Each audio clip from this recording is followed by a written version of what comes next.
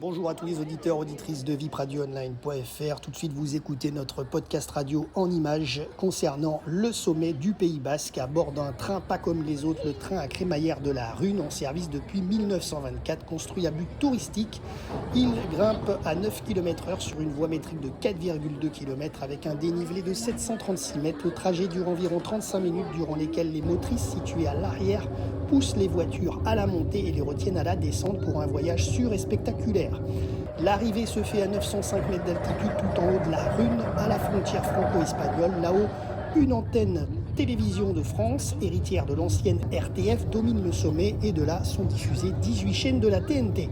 Pendant l'ascension, vous traverserez forêt, pâturage et potox, ces petits chevaux basques, avant de découvrir un panorama exceptionnel à 360 degrés sur la côte atlantique, les Landes et les Pyrénées que vous avez en images.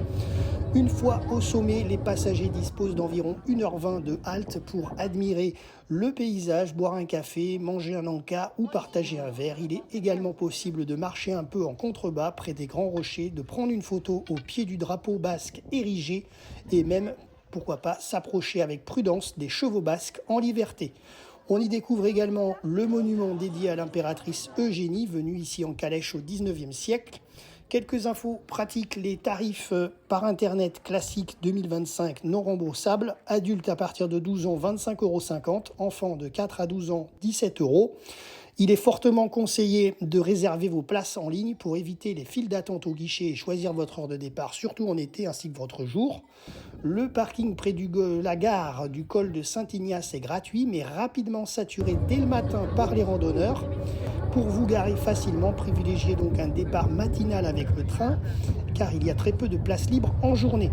Vous l'aurez compris, une expérience entre ciel, terre et Pays Basque, patrimoine basque. À très bientôt, c'était Jérôme pour RVPB, vipradioonline.fr, et merci à l'organisation du Train de la Rune de nous avoir permis d'effectuer ce reportage. À très bientôt.